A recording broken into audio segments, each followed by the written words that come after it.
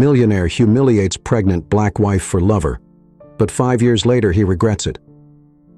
The ballroom of the Metropolitan Club in Manhattan glowed with the opulence characteristic of New York high society parties. Ian Henderson adjusted her emerald green dress over her 5-month-old belly, feeling the baby move as if protesting against the false atmosphere. Her fingers instinctively caressed her belly, seeking comfort from the crossed eyes that followed her around the room. The buzz of conversation died down when Simon Blackwood, her husband, entered the room. Tall and imposing in his Italian suit, he exuded the confidence typical of men born in a cradle of gold. Ian watched as he deliberately avoided her gaze, heading for the bar where Hazel Reynolds was waiting for him. "You look radiant tonight," whispered Mia, her best friend and confidant, approaching with 2 glasses of sparkling water. "But your eyes give you away. Has something happened?"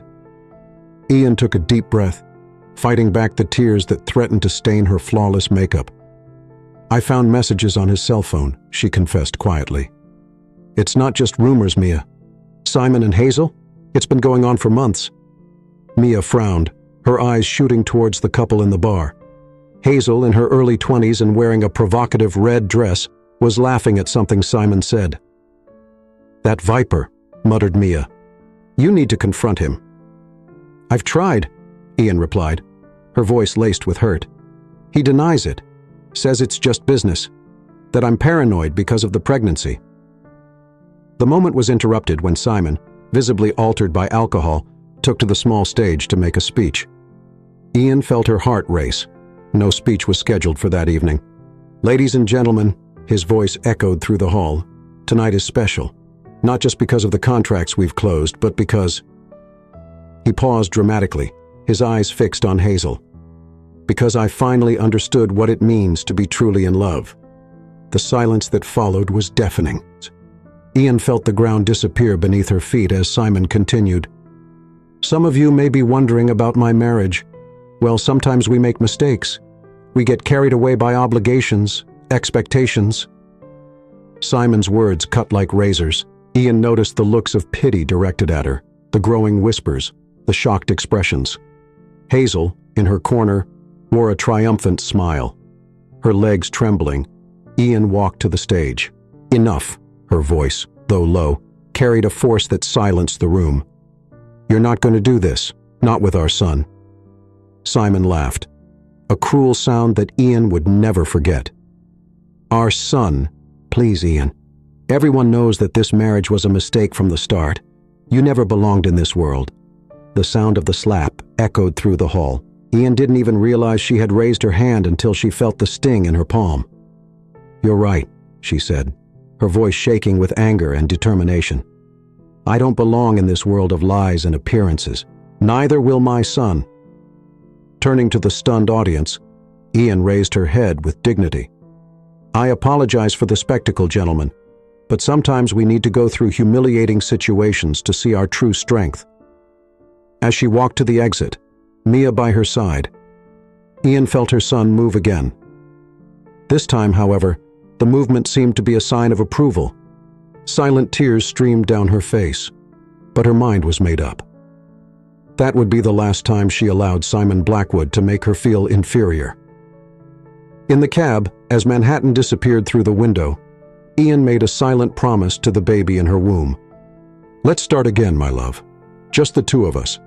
And I promise, you'll never know anything but true love and dignity." 5 years passed, like the pages of a hastily turned book.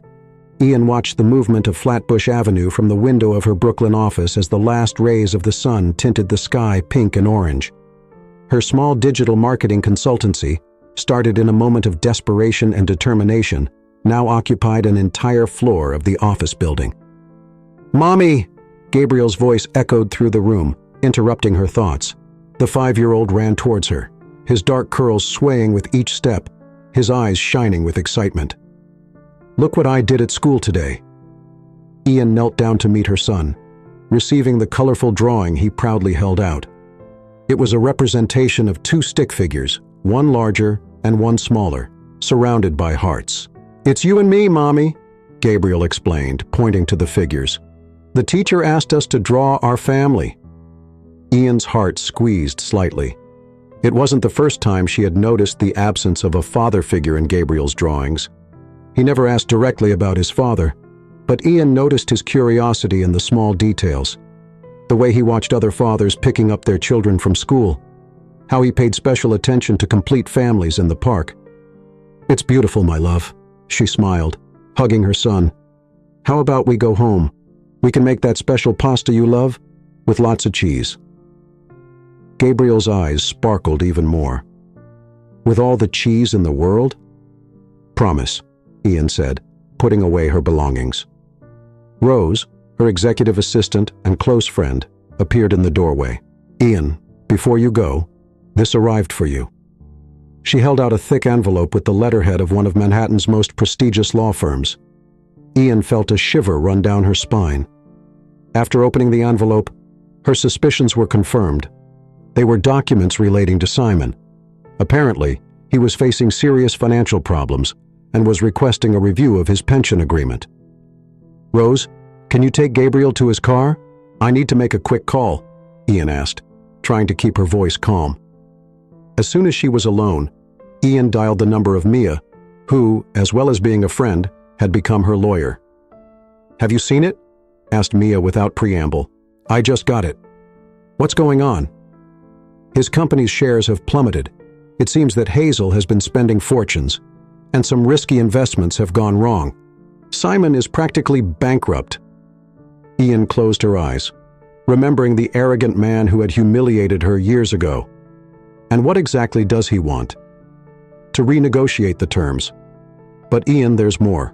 He wants to meet Gabriel. The world seemed to spin for a moment. For 5 years, Simon hadn't shown the slightest interest in getting to know his son. His only interactions were limited to the monthly pension deposits. "Why now?" Ian muttered, more to herself than to Mia. "People change when they lose everything," Mia replied softly. "Or when they realize what really matters." Ian walked over to the window again, watching Rose and Gabriel playing near the car. Her son was laughing, carefree, oblivious to the approaching storm. "I'll think about it," she finally said, "but I need to make sure this isn't just another one of his games." After hanging up, Ian went downstairs to find her son. On the way home, as Gabriel chattered about his day at school, she couldn't stop thinking. The memories of that night at the Metropolitan Club still stung, but something in her heart told her that maybe, just maybe, her son deserved the chance to meet his father, even if only to understand his own origins. At home, as they prepared the promised pasta together, Gabriel spilled grated cheese all over the worktop. Laughing at the mess, Ian watched him, amazed at his innocence and joy. She had built a safe world for him, protecting him from the shadows of the past. But did she have the right to keep him away from his father forever? "Mom, why are you crying?" asked Gabriel, noticing a solitary tear trickling down Ian's cheek. "It's the cheese, my love," she lied, smiling and wiping her face. "Sometimes it makes your eyes water." That night, after putting Gabriel to bed, Ian sat on her balcony, gazing out at the city lights. The envelope from the law firm weighed like lead in her hands. Inside, it wasn't just papers. It was the possibility of change, of forgiveness, of new beginnings, but also the risk of more pain, more disappointments. The night breeze ruffled her hair as she made her decision. For Gabriel, she would face her fears. For him, she would give Simon a chance to prove that he had changed, but this time, it would be on her terms. The office on the top floor of the Empire State Building was no longer as bright as it once was. Simon Blackwood looked out of the panoramic window at the city he once considered his own, feeling the weight of his wrong choices with every breath. The walls, once decorated with valuable works of art, now displayed only lighter rectangular marks on the wallpaper. Mr. Blackwood, the voice of his new secretary, he could no longer afford his old one, sounded through the intercom. "Your ex-wife is here." Simon adjusted his tie, an automatic reflection of his glory days. "You can send her in." When Ian walked through the door, Simon felt as if the air had been sucked out of the room. She was even more beautiful than he remembered, emanating a confidence he had never noticed during their marriage. Her impeccable navy blue suit and upright posture showed that she was no longer the woman he had humiliated 5 years ago. "Henry," she greeted coldly, refusing to sit down when he gestured to the chair. "Ian, thank you for coming." Her voice came out huskier than she had intended. "I imagine you've received the documents." "I did," she replied, placing the folder on the table. "But before we discuss any agreement, I want to understand your true intentions with Gabriel." The name of his son hit Simon like a punch in the gut. On his desk was a photo of the boy, obtained through private investigators, smiling on a swing in the park. "I've made terrible mistakes, Ian," he began, running his hand through his now slightly graying hair. "Hazel, I'm not interested in knowing about Hazel," Ian interrupted him. "I want to know why, after 5 years, you've decided you want to meet your son." Simon stood up and walked over to the window. The New York sky was heavy, threatening a storm. "When you have everything, Ian, it's easy to overlook what really matters. Hazel spent millions on jewelry, travel, whims. I allowed it, of course. My ego loved having a stunning young woman by my side." He paused, turning to face her. "But you know what I discovered? That when the money runs out, people show you who they really are. Hazel left me 3 months ago, taking what was left of my fortune with her. And now you want to get close to your son because you're broke?" Ian's voice carried a mixture of contempt and incredulity. "No," Henry protested, his voice breaking. "I want to meet him because I've realized that I've wasted years of my life chasing things that mean nothing. Because every night when I close my eyes, I see his little face on the ultrasound. The last image I have of my son." Ian remained silent, studying the man in front of her. The years had not been kind to Henry. Deep wrinkles marked his face, and his eyes, once arrogant, now carried a palpable sadness. "Gabriel is a sensitive boy," she finally said. "He draws our family, just the two of us. He's never asked about you directly, but I see how he observes other parents. If I allow you into his life, I need to be absolutely sure that you won't hurt him." "I'll do anything," Henry replied quickly. "I accept your conditions, all of them." "My conditions are simple." Ian crossed her arms. "First, you'll go to therapy regularly. I want monthly reports on your progress. Secondly, the meetings will be supervised, at least at first. Third, at the slightest sign that you're damaging my son's emotional well-being, it's over." Henry nodded, swallowing. "What about alimony?" "We keep the current amount," Ian declared. "I know you're having financial problems, but Gabriel shouldn't have to pay for this. Sell your luxury cars, your apartment on Park Avenue. Show that you're really willing to change your priorities." A solitary tear ran down Henry's cheek, the first Ian had ever seen him shed. "You've become an extraordinary woman, Ian. I'm sorry I didn't appreciate that sooner." "I'm not doing this for you, Henry," she replied, walking to the door. "I'm doing it for our son. He deserves the chance to meet his father, even if it took that father 5 years to want to meet him." Before leaving, Ian turned around one last time. "Monday at 4 in the afternoon, in the park near my house. Don't be late." When the door closed, Henry collapsed in his chair, staring at Gabriel's photo. The storm had finally begun, washing over the windows of the Empire State Building. Somewhere in that city, his son was playing, laughing, growing up, and for the first time in 5 years, there was a chance to be part of that life. Prospect Park displayed its autumn colors on that Monday afternoon. Ian arrived 20 minutes ahead of schedule, watching Gabriel run through the fallen leaves, his blue scarf fluttering in the wind. She hadn't yet told her son about the meeting, fearing his reaction, or worse, Henry's absence.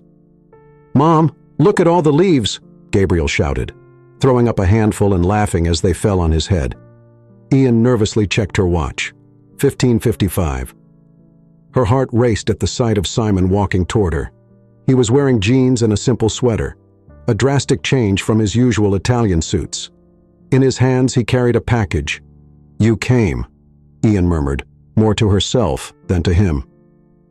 "5 minutes early," Henry replied, his voice trembling slightly. His eyes were fixed on Gabriel, who continued to play, oblivious to the tension of the moment. Ian took a deep breath. "Gabriel," she called softly. The boy came running, stopping abruptly when he noticed the stranger standing next to his mother. "Darling, there's someone who would very much like to meet you." Gabriel approached cautiously, partially hiding behind Ian's legs. His curious eyes studied Henry intently. "Hi, Gabriel." Henry knelt down so that he was at his son's height. I'm your father." The silence that followed seemed to last an eternity. Gabriel looked at his mother for confirmation, and Ian nodded gently. "You left," Gabriel finally said, his voice small but firm. "Why?" The question struck Henry like a thunderbolt. Ian noticed his hands trembling as he gripped the package tighter.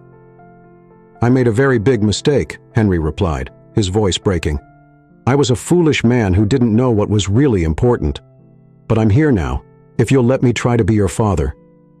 Gabriel processed the words for a moment, his serious expression so reminiscent of Ian's that Henry felt his heart squeeze. "I brought you something." Simon offered the package.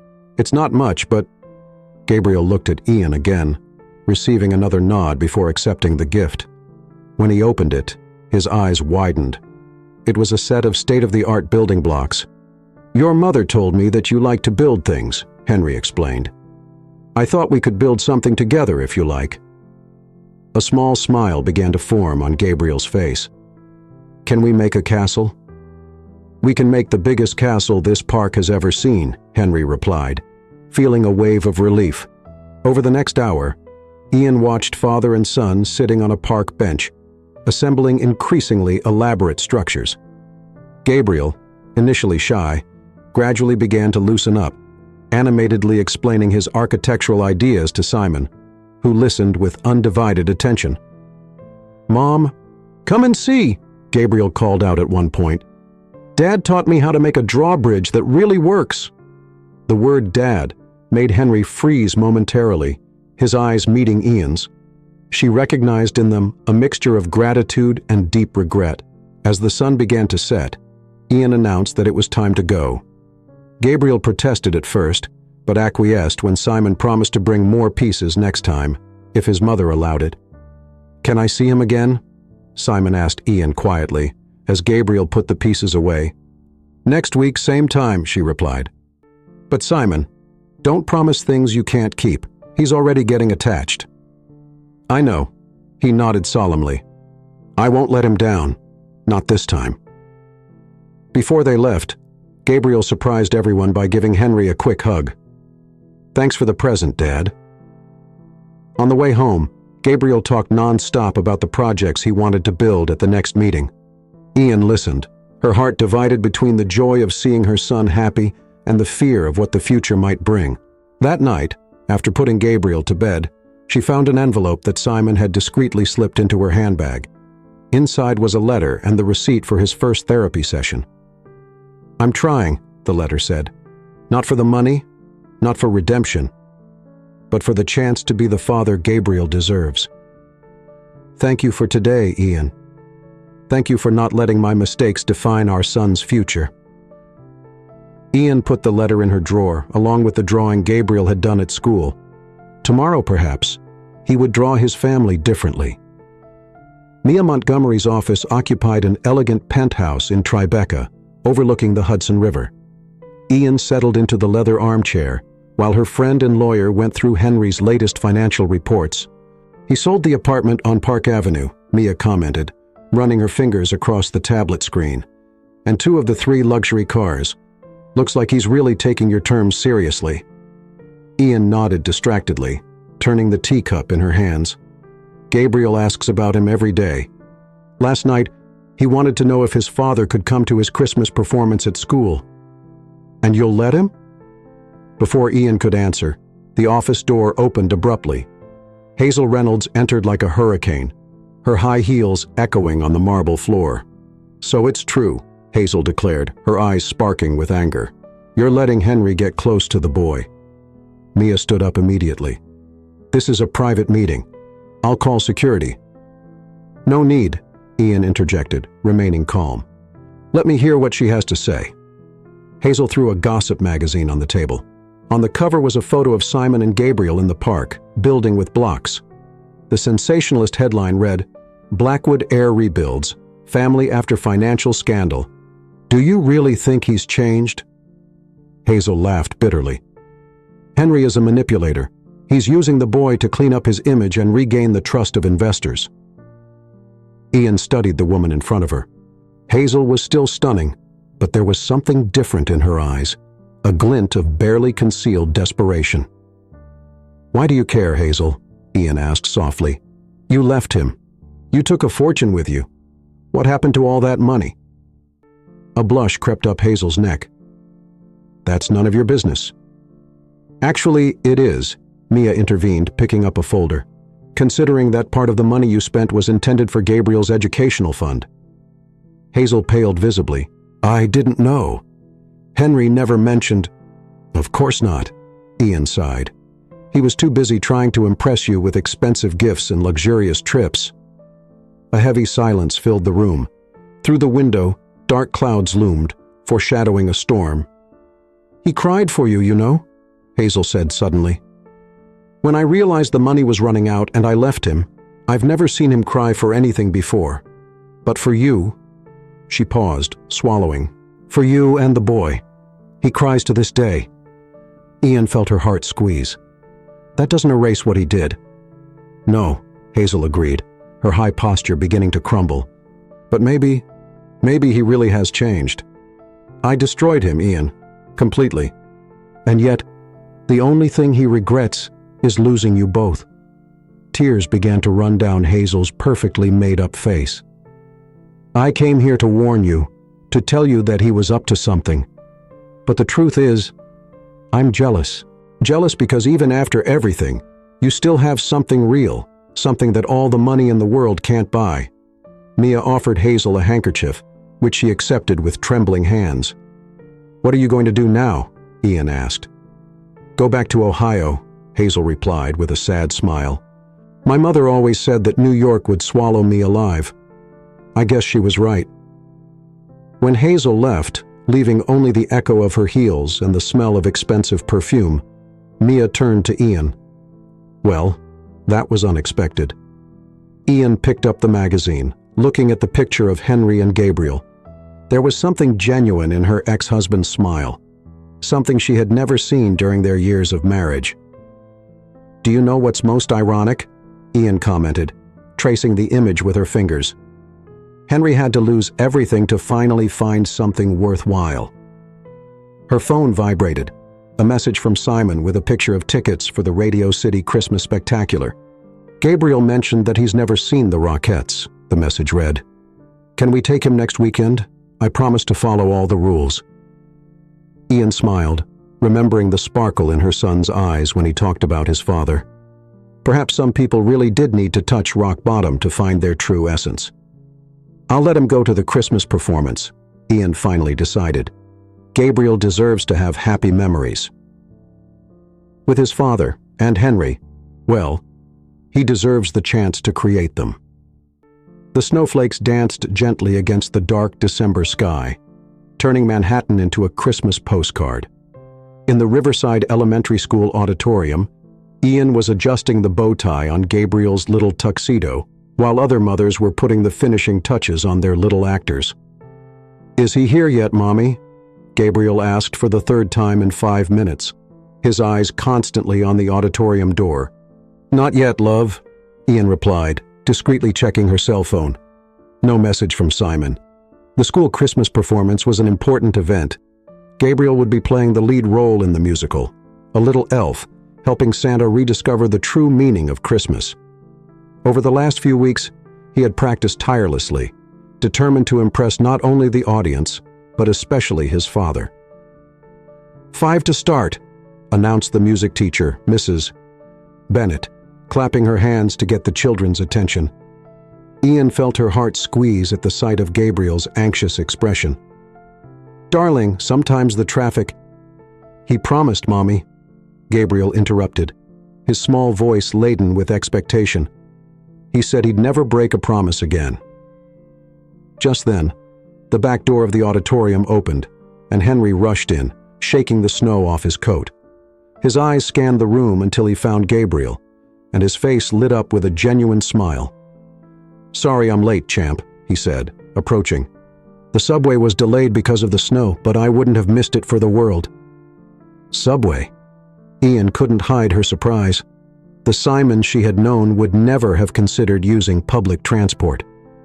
"I sold my last car yesterday," he explained, smoothing out a small package in his hands. "But I brought something special for good luck." Gabriel opened the package carefully, revealing a small gold pin in the shape of a star. "It was my father's," Simon explained, pinning the brooch on his son's tuxedo.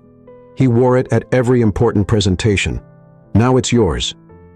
Ian watched the interaction with a mixture of excitement and caution. In recent weeks, Simon had shown himself to be present and dedicated, attending all the scheduled meetings and strictly following their conditions. But years of disappointment had taught her to keep her expectations in check. "All the actors to their seats," called out Mrs. Bennet. "Break a leg, son," Simon smiled, using the theatrical expression Gabriel had taught him. While the children organized themselves backstage, Ian and Simon made their way to the audience, taking separate seats as agreed. The musical began, and Gabriel shone on stage. His clear voice filled the auditorium during the songs, and his lines were delivered with surprising confidence for a 5-year-old. From her seat, Ian could see Simon leaning forward, completely absorbed in the performance, his eyes shining with pride. During the interval, Ian was taken aback by a conversation she overheard between Simon and another parent. "Your son is very talented," the man commented. "Yeah, he's amazing," Simon replied. "You know, I missed 5 years of his life, 5 Christmases, 5 birthdays. Now every moment is precious. Every smile, every achievement. It's like a gift that I don't deserve, but that I'm grateful for every day." Ian felt her defenses begin to drop, even against her will. There was a raw sincerity in Simon's voice that she had never heard before. After the performance, Gabriel ran into his father's arms, still wearing his elf costume. "Did you see, Dad? Did you see when I did the solo?" "I saw every second of it, champ," Simon replied, hugging him tightly. "You were the best leprechaun this stage has ever seen." "Can we get some hot chocolate?" Gabriel asked hopefully, looking between his parents. "Please, Mom?" Ian hesitated. It wasn't in the plans, but the sparkle in her son's eyes was irresistible. "All right," she relented, "but just a little. It's late." In the small cafeteria next to the school, while Gabriel animatedly told her about the musical backstage, Ian watched as Simon gently wiped his son's chocolate mustache, paying full attention to every word, his eyes filled with love at every laugh. "You know," Gabriel said suddenly, "some of my friends have 2 Christmases, one at Mom's and one at Dad's." The silence that followed was heavy. Ian and Simon exchanged tense glances. "Gabriel," Ian began softly, "sometimes things are a little more complicated. But I've been good," he insisted, his big eyes pleading. "And Dad's being nice too, isn't he?" Simon swallowed. "Son, your mother is right. Some things take time."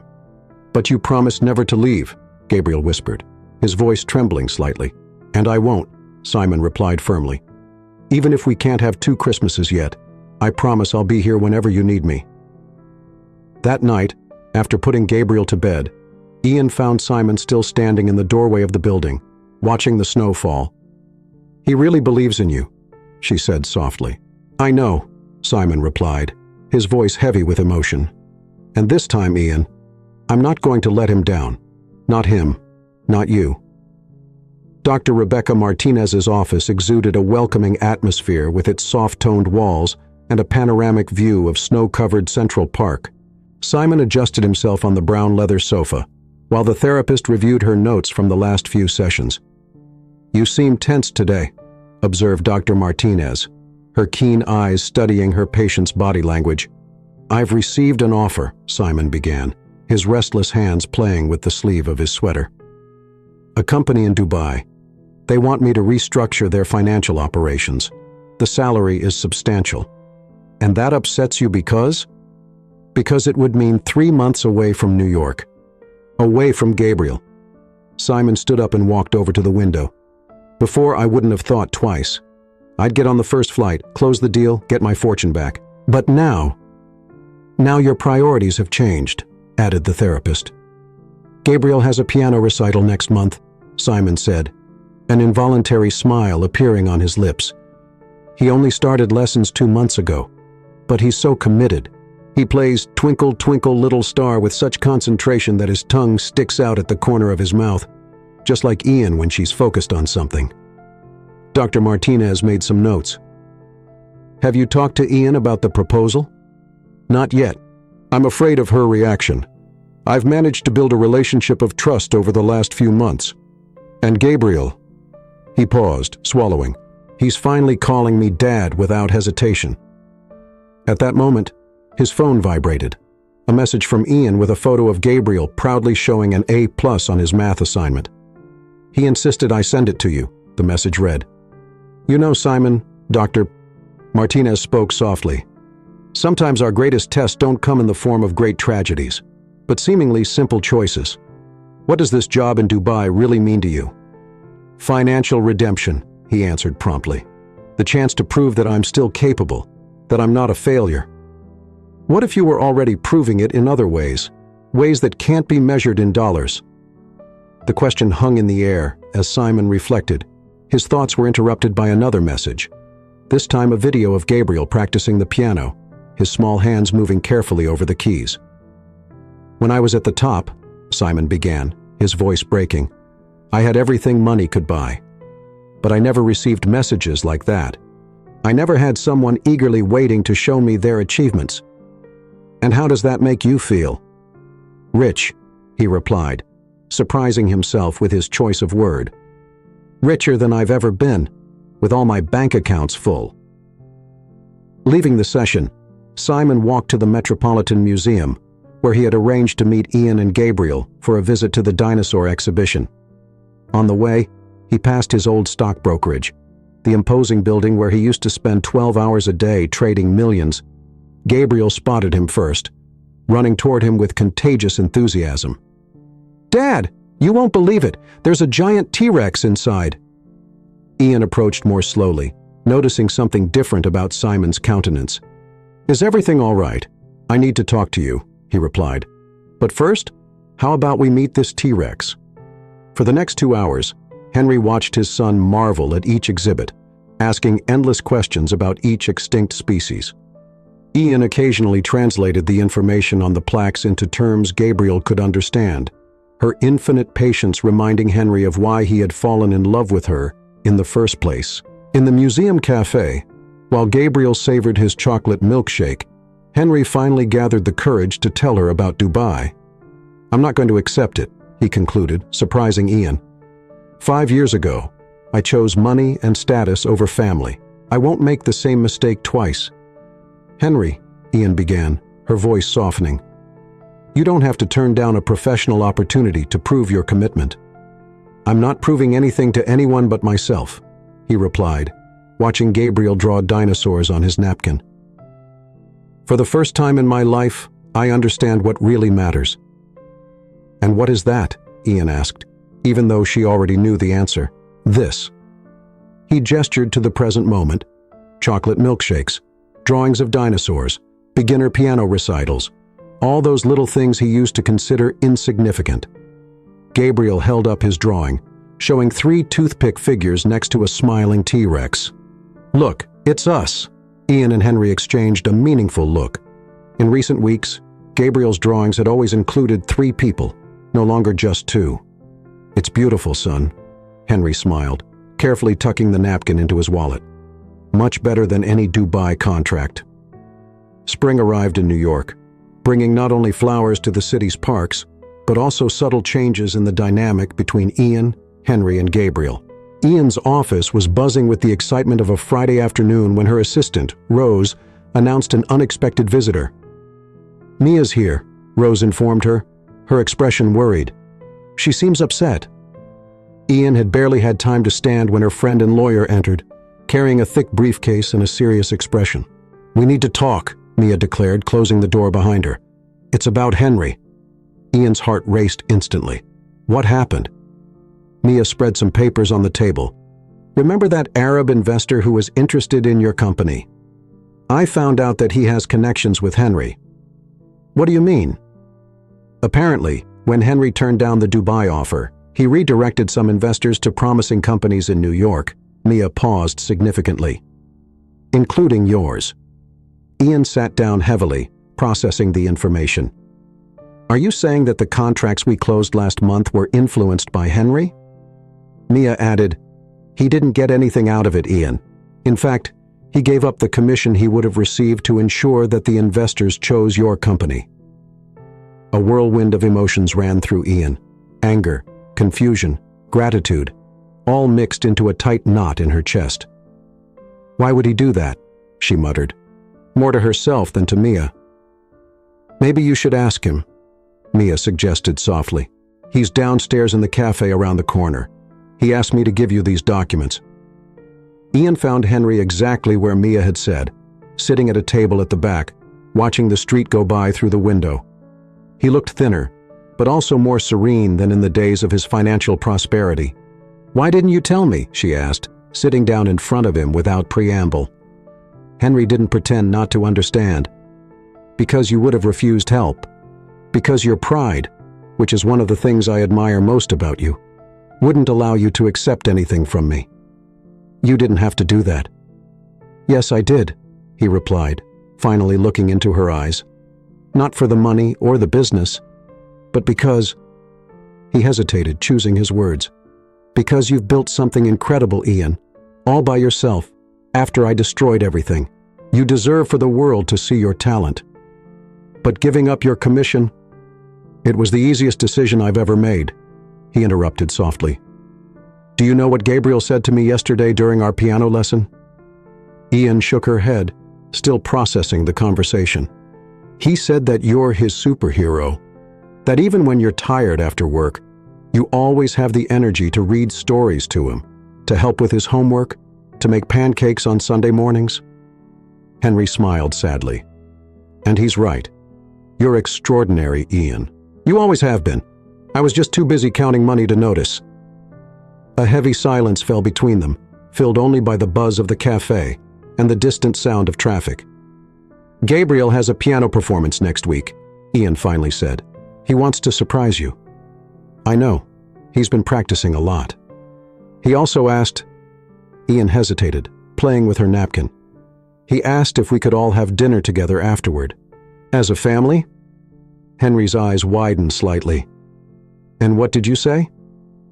"I said I needed to think about it," she admitted. "But now, after knowing what you did—" "Ian," Henry interrupted her gently, "I didn't do this expecting anything in return. Every moment I had with Gabriel, every smile, every hug, it's more than I deserve. I'm not trying to buy my way back into your lives."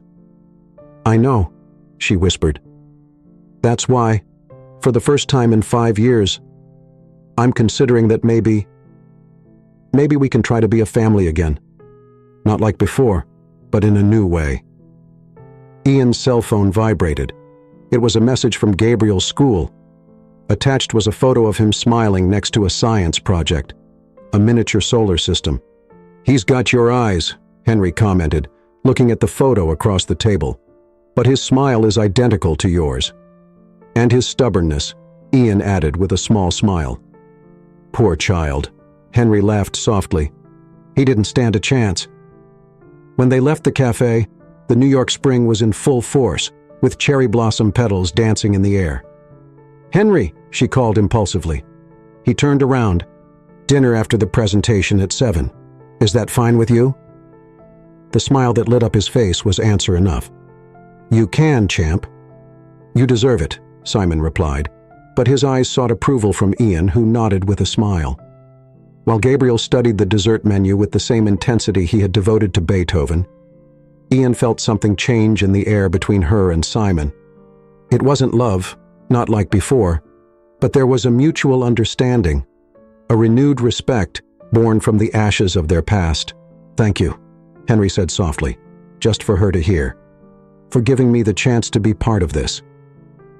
Ian watched her son, so perfectly balanced between the two of them, and replied just as softly, "Thank you for becoming someone worthy of that chance." Summer arrived in New York with a merciless heat wave, turning the streets into corridors of hot, heavy air. In Dr. Martinez's office, Ian settled into the familiar leather sofa, an unexpected decision having brought her there, this time for her own session. "It's strange being here," Ian admitted, looking out over the same Central Park that Henry saw in his sessions. "I've always been the strong one, you know? The one who didn't need help." "Strength doesn't mean an absence of vulnerability, Ian," the therapist replied softly. "What brought you here today?" Ian took a deep breath, organizing her thoughts. Gabriel asked yesterday if his father could sleep over sometimes. He said that his friend Thomas has 2 bedrooms, one at his mother's and one at his father's, but that he'd prefer it if we all lived together. "And how did you feel about that request?" "Terrified," Ian laughed humorously. "And at the same time, not as terrified as I should have been. It's confusing." Dr. Martinez made a few notes before continuing. "Are you afraid of trusting Henry again?" "I'm afraid that I already am," Ian replied, surprising herself with her honesty. "Over the last few months, he's been different, not just with Gabriel, but with me too. Respectful, present, humble, even. And that scares you?" "It scares me because—" Ian paused, feeling unexpected tears forming. "Because it's easier to hate the man he was than to admit that I love the man he has become." The silence that followed was filled only by the distant sound of the city outside. Dr. Martinez waited patiently while Ian wiped away her tears. "Yesterday," Ian continued, "Gabriel had a choir performance at school. Henry arrived early, helped organize the chairs, talked to the other parents. Nothing extraordinary except—" She smiled sadly. "Except that the old Henry would never have done it. He would have considered that kind of task beneath his station. People can change, Ian. I know. It's just that—" She hesitated. "What if I'm seeing what I want to see? What if Gabriel is seeing what he wants to see?" Dr. Martinez leaned forward slightly. "Tell me about what you see." "I see a man who takes the subway to save money for his son's piano lessons, who sits on the floor to play dinosaurs, even though he's wearing his only good suit, who looks at Gabriel as if he were the 8th wonder of the world." Ian paused. "And sometimes he looks at me the same way." "And how does that make you feel?" "Scared, hopeful, furious at being hopeful." Ian laughed nervously. All the possible emotions at the same time. "Ian," the therapist said softly, "have you ever considered that perhaps the real fear is not of trusting Henry, but of trusting yourself?" The question struck Ian like a thunderbolt. "What do you mean?" "You built very high walls after the divorce. Walls that protected you, that allowed you to raise Gabriel alone, to build your business. But walls can also prevent us from seeing genuine change." At that moment, Ian's cell phone vibrated. A message from Simon with a photo of Gabriel asleep on the sofa in his office, surrounded by Italian books and sheet music. "He insisted on visiting me after school," the message read. "He said he needed to practice with the best Italian teacher in the world. He ended up falling asleep studying Mozart." Ian felt something warm spread in her chest when she saw the way Henry had carefully covered Gabriel with his own blazer. "You know what's most ironic?" Ian commented, showing the photo to Dr. Martinez. "Simon has lost everything, money, status, power. But for the first time since I've known him, he looks truly rich. And you? How do you feel about this new wealth?" "As if—" Ian searched for the right words. "Like maybe it's time to lower some walls. Not all of them, not at once, but enough to let in a little more light." When the session ended, Ian found Simon and Gabriel waiting in the lobby of the building. Her son was still drowsy, snuggled in his father's arms. "He didn't want to leave without saying goodbye to you," Simon explained quietly. Ian watched the two of them, her little miracle, and the man who was learning to be worthy of it. Maybe Dr. Martinez was right. Maybe it was time to trust, Not only Henry, but her own ability to recognize true change. "How about pizza for dinner?" she suggested. "At our place." Simon's smile was cautious, hopeful, genuine. That would be perfect. Ian's apartment in Brooklyn had the comforting scent of homemade tomato sauce and fresh basil. In the small kitchen, Gabriel was perched on a stool, spreading grated cheese over the pizza dough he himself had helped stretch, while Henry carefully sliced cherry tomatoes. "More cheese, Dad?" Gabriel asked, his hands already covered in mozzarella. "I think there's enough cheese to feed all of Italy, champ," Simon laughed, exchanging an amused glance with Ian, who was watching the scene, leaning against the doorframe. The domesticity of the moment didn't go unnoticed by either adult. It was the first time in 5 years that Simon had been there, in the space Ian had carefully built for her and Gabriel after their divorce. "Mom," Gabriel called out, interrupting her thoughts. "Can we eat in the living room watching a movie? Please?" Ian hesitated. Rules were important, and dining at the table was one of them. But there was something special about the evening, something that called for an exception. "Just tonight," she conceded, making Gabriel's eyes sparkle. "But first, go wash those hands full of cheese." As Gabriel bounced off towards the bathroom, a comfortable silence settled between Ian and Henry. "Your apartment is lovely," he commented, noticing the details that made the place feel like a real home. Photos of Gabriel everywhere, his drawings framed on the walls, well-tended plants in the windows. "It's small," Ian shrugged, "but it's ours." "It's perfect," Simon corrected gently. "Like everything you do." Before Ian could reply, Gabriel came running back with clean hands and a DVD in hand. "Can we watch up?" he asked, showing the movie. "The teacher said it's about never giving up on your dreams." The three of them settled down in the living room, Gabriel between his parents on the sofa, the warm pizza on the coffee table, the movie starting on the TV. The opening sequence of the movie, showing Carl and Ellie's love story, created a moment of tension in the air. Ian could feel Henry stir uncomfortably next to her. "Dad," Gabriel whispered during a particularly emotional scene. "Why did you give up on Mom?" The silence that followed was deafening. Ian considered intervening, changing the subject, protecting her son from the painful truth. But Simon settled back on the sofa, looked into Gabriel's eyes, and answered, with an honesty she would never have expected from the man she had known years ago. "Because I was silly, son," he said softly. "Sometimes people confuse what's really important in life. I used to think that money and power were more important than love and family. It took me a long time to realize that I was wrong." Gabriel processed the information for a moment. "But now you know what's important?" "Now I know," Henry confirmed, his eyes meeting Ian's for a brief moment. "And I promise never to forget." The movie continued, but Ian barely paid attention. Her mind was on Simon's words, the simplicity and sincerity with which he had answered such a difficult question. When the credits started rolling, Gabriel was already dozing off, his head resting on Ian's lap, his feet on Simon's legs. "I'll put him to bed," Simon offered. Quietly, Ian nodded, watching as he carefully took Gabriel in his arms, as if he were carrying the most precious of treasures. A few minutes later, Henry returned to the living room where Ian was collecting the dishes. "He asked for a story," he said. "Would it be all right if I—" "Of course," she replied. "The dinosaur book is his favorite at the moment." When Henry returned for the second time, he found Ian on the balcony, gazing at the city lights. "He's asleep," he informed her, joining her in the small space. "In the middle of the story about the Triceratops," Ian smiled. "He always sleeps through that part." The silence that followed was different from the previous ones, laden with unspoken words, unexplored possibilities.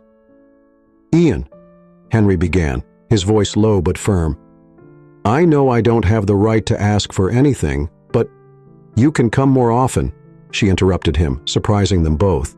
"For dinner, to help with homework, to be there. Gabriel needs it. And maybe," she paused, choosing her next words carefully, "maybe us too." Henry absorbed her words in silence, his gaze fixed on the city lights. "Thank you," he said at last, for giving me a chance to be part of this family again, even if it's different from before." "Different can be good," Ian replied, remembering Dr. Martinez's words about lowering walls. When Henry left that night, there was a lightness in the air that neither of them could fully explain. Perhaps it was the smell of homemade pizza still lingering in the kitchen, or the distant sound of Gabriel's quiet breathing in his room, or simply the feeling that sometimes endings can also be beginnings. Autumn was painting Prospect Park in shades of red and gold when Ian received the phone call that would change everything. Mia, her lawyer and friend, had news about her company's latest investments. "Ian, you need to see this." Mia's voice was brimming with enthusiasm. "Your company's shares have tripled. That digital campaign you developed for the green technology startup, it's blowing up all over the country." Sitting in her office, Ian could hardly believe the figures that appeared on her screen. Years of hard work were finally bearing exponential fruit. "There's more," Mia continued. "Remember those investors that Henry directed to you? They want to expand the partnership. We're talking numbers that could make your company one of the largest in the sector on the East Coast." Ian felt her world spin for a moment. Success. The kind of success she had only dared to dream about during the lonely nights after her divorce, when Gabriel slept and she worked herself to exhaustion. "I need to tell Gabriel," was her first reaction. "Actually," Mia hesitated, "I think you should tell Henry first." "Why?" "Because part of that success, well, he played a part in it. Not just for the investors, but—" Mia paused. "He's been turning down consultancy offers so as not to compete with your company. I found that out today." Ian slumped in her chair, absorbing the information. The old Henry would never have done something like that. The old Henry would have seen her vulnerability as a business opportunity. That afternoon, she met Henry in the small cafe where he now worked as a freelance financial consultant. It was a modest place, very different from the luxurious offices he used to frequent. "Ian?" He seemed surprised to see her. "Has something happened to Gabriel?" "No," she smiled, taking a seat opposite him. "Actually, I came to talk about business." As she explained the company's success, the new investments, and how her decisions had contributed to it, Henry just listened, a serene smile on his face. "Why didn't you tell me you were turning down jobs?" she finally asked. "Because it wasn't relevant," he replied simply. "You've built something incredible, Ian. I just didn't want to get in your way." "What if," she hesitated, choosing her words carefully, "what if I wanted you in my way, professionally speaking?" Henry raised his eyebrows in surprise. "What are you suggesting?" "A partnership. Your experience in corporate finance combined with my expertise in digital marketing." She made a vague gesture with her hands. "We could do something bigger. Something that would allow us to spend more time with Gabriel." "Ian," Henry began, his voice serious. "Are you sure? Working together, it would be complicated." She added, "But when has anything in our history ever been simple?" Just then, Ian's cell phone rang. It was Gabriel, calling from school. "Mom!" His voice was excited. "Guess what? I've been chosen to be the main narrator of the Christmas play." "That's wonderful, love," Ian replied, putting the phone on speaker so that Henry could hear. "Is Dad there?" Gabriel asked, noticing the change in sound. "I'm here, champ," Henry replied. "Very proud of you. So, can you come and pick me up together today, please?" Ian and Henry exchanged glances. There was so much to discuss, so much to plan, but at that moment, the answer was simple. "Of course," they replied in unison. Later, as they walked through the park with Gabriel between them, excitedly telling them about his role in the play, Ian realized something important. Sometimes the greatest victories aren't measured in numbers or contracts, but in moments like that. "You know," Henry commented quietly as Gabriel ran ahead to feed the ducks, "I think I finally got it." "Understood." "What?" "Why we went bankrupt 5 years ago," he replied, his eyes fixed on his son. "I was investing in the wrong things." Ian felt something warm spread in her chest, a mixture of understanding and forgiveness that she didn't know she was holding in. "And now?" she asked. "Now," Henry smiled, watching Gabriel run back towards them. Now I'm investing in what really matters, and this time, I promise not to waste the dividends. Gabriel caught up with them, holding out a gold leaf he had found. Look, it's the color of the sun, he exclaimed, handing the leaf to Ian. It's beautiful, love, she replied, tucking the leaf into her bag along with all the other little treasures her son collected. Can we have some hot chocolate? Gabriel asked hopefully. And Dad, can you tell us stories about Italy? Ian looked at Henry, who was waiting for her answer with an expression that mixed hope and respect for his limits. Yes, she replied, surprising herself with the ease of the decision. I think it's time we made some new stories. The end. If you were Ian, after seeing Henry's genuine transformation from a man obsessed with power and money to a devoted and humble father, would you be able to lower your emotional walls and give love a second chance? Or are some scars too deep to allow a new attempt? Your participation in the channel is very important. Leave your opinion in the comments. Thank you so much for watching until the end. If you enjoyed this story, don't forget to subscribe to the channel, leave a like, and comment your thoughts. Your participation is very important to us. See you next time.